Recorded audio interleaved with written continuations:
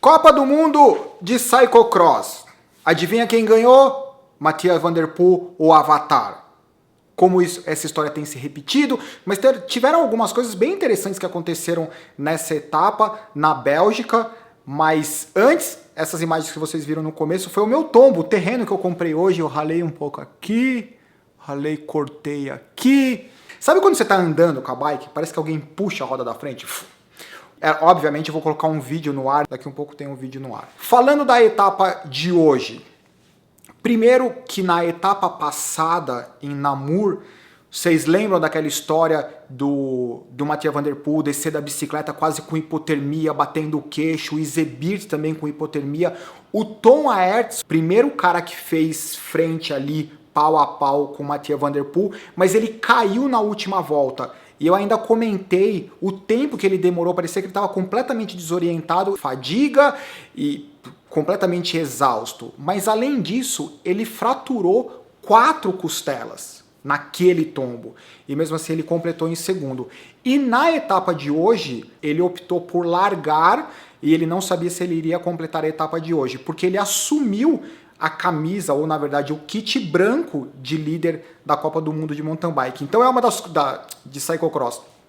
Então é uma das coisas mais elegantes que existe no mundo do Cyclocross, é você poder ter a honra ou a classe de usar branco numa competição que obviamente eles vão ficar todos elameados. Então branco hoje tinha o líder da Copa do Mundo de Cyclocross, que é o Tom Aerts, e o campeão do mundo, que é o Mathieu van der Poel.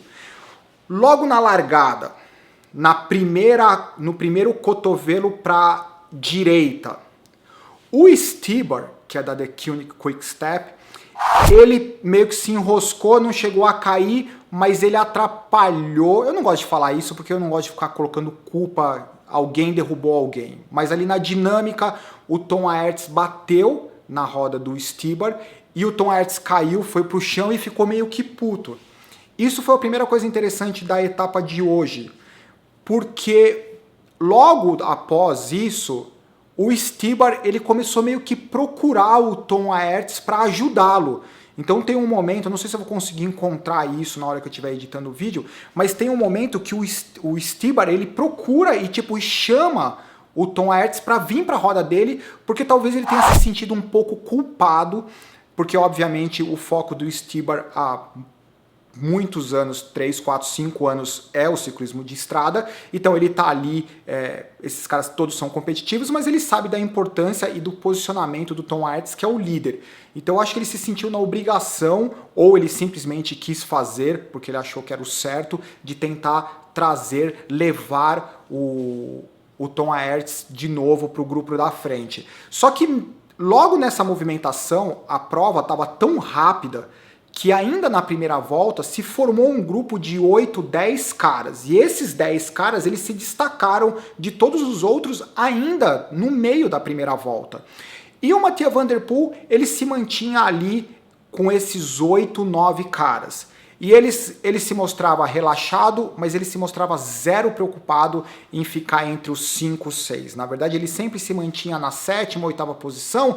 Teve um momento durante as 2, 3 primeiras voltas que ele foi para 4º, 5º, mas eu não diria nem que não foi porque ele quis.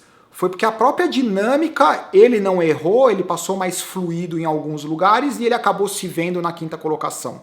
Mas durante as próximas voltas ele voltou ali para a 8ª colocação. Enquanto isso, o Tom Aerts estava lá para trás no 2º, 3º grupo. Na 4ª para 5ª volta, o Mathieu van der Poel, ele começou, quando eles estavam abrindo a 4ª volta, teve um tombo atrás do Mathieu van der Poel.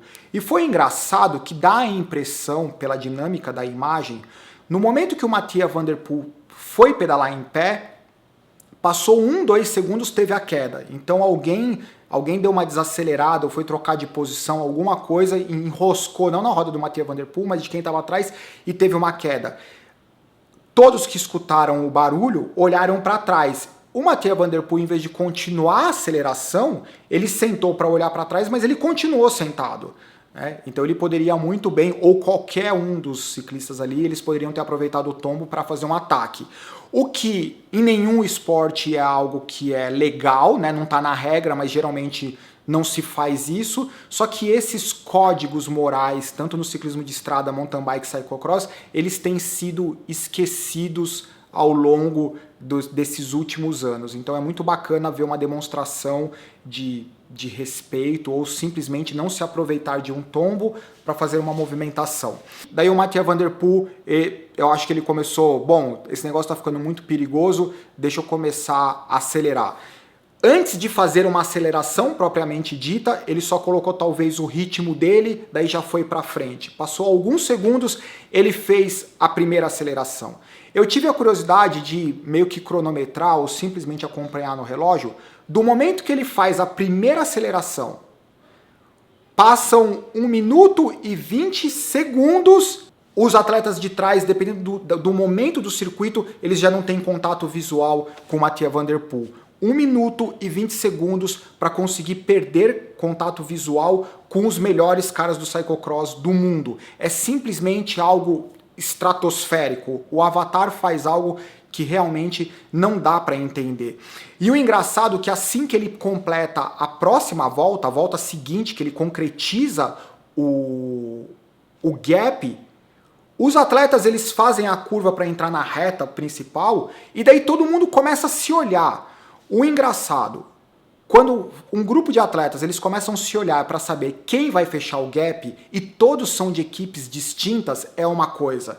Mas desse grupo tinham 3 atletas de uma equipe, 2 atletas de outra equipe e 2 atletas de outra equipe.